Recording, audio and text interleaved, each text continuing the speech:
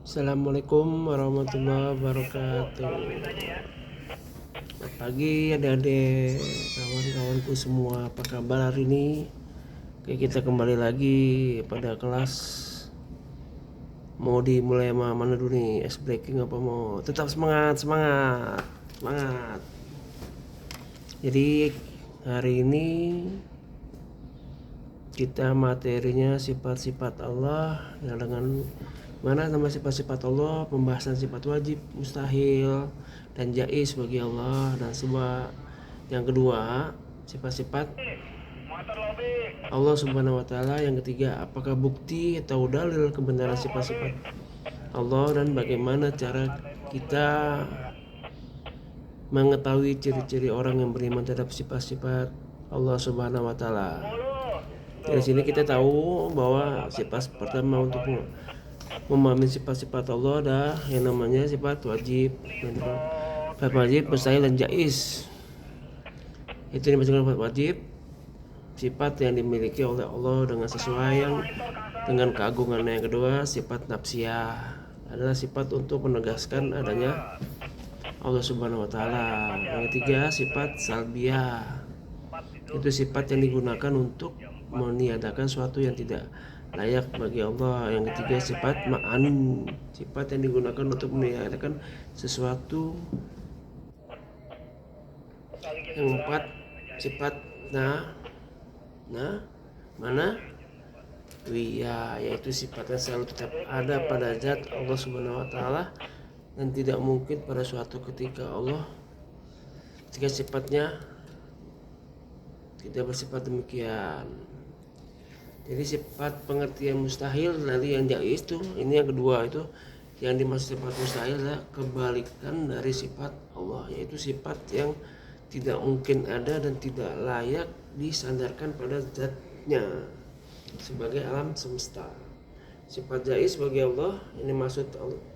Sementara ada sifat kebebasan Allah, ini kebebasan yang dimiliki Tuhan semesta alam. Sifat jaiz ya Allah Subhanahu wa taala kebebasan untuk berbuat sesuatu atau tidak berbuat sesuatu sesuai kehendaknya yang mutlak.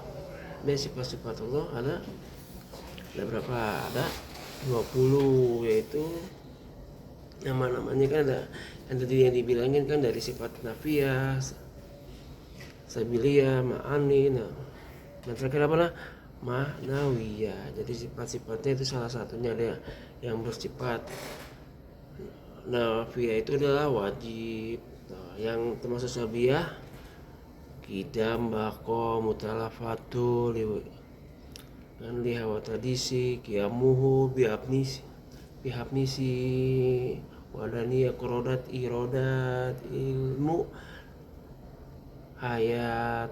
Yang mandinya ada basaro, kalam.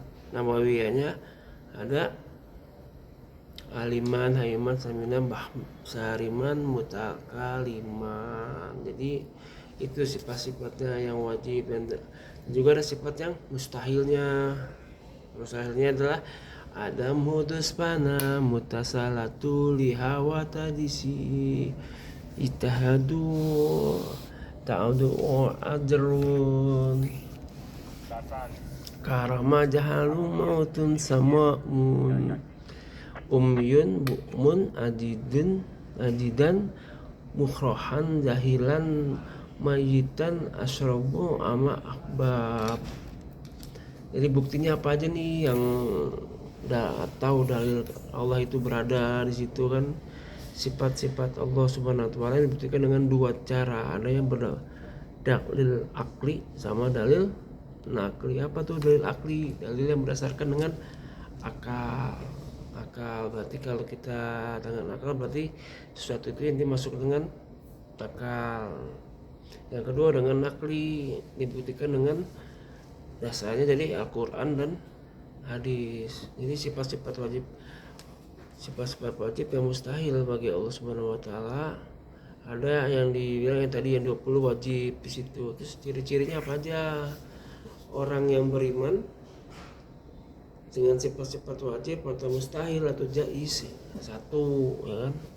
Percaya dan yakin akan adanya Allah serta menjauhkan diri dari paham-paham dari yang tidak mengakui Tuhan. Yang kedua, mempercayai bahwa Allah Subhanahu wa taala dan segala isinya adalah maha azali, yaitu sudah ada sebelum adanya suatu apapun selain diri dia sendiri. Yang ketiga, meyakini bahwa segala sesuatu yang bernama makhluk pasti binasa, rusak atau mati dan musnah kecuali zatnya Allah yang kekal tidak mengalami perubahan. Yang keempat, percaya bahwa Allah Subhanahu wa taala sebagai makhluk pencipta dengan semua makhluk yang diciptakan.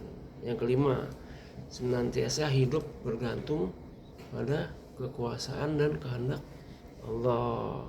Yang keenam, tidak berbuat kemusyrikan, menyekutukan Allah dan Tuhan dengan Tuhan yang lainnya. Jadi itu sifat-sifat ya orang yang beriman sama Allah. Jadi ada tiga, ada wajib, ada mustahil, ada jaiz. Jadi kita percaya adanya Tuhan dan tidak ada Tuhan selain Allah. Tuhannya Allah, tidak musyrik, tidak melakukan hal yang dilarang. Yang dilarang ya kita tinggalkan, yang nggak dilarang kita jalani.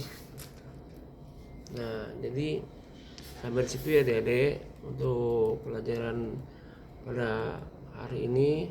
Semoga bermanfaat dan bersyukur, selalu bersyukur, tetap berdoa, mendoakan ibu dan bapak, dan memahami ilmu tahap demi tahap, karena ilmu gak harus hari ini kita pahamin dan kita dapat, nanti suatu saat akan kita dapati setelah kita memahami ilmu ini semua. Makasih.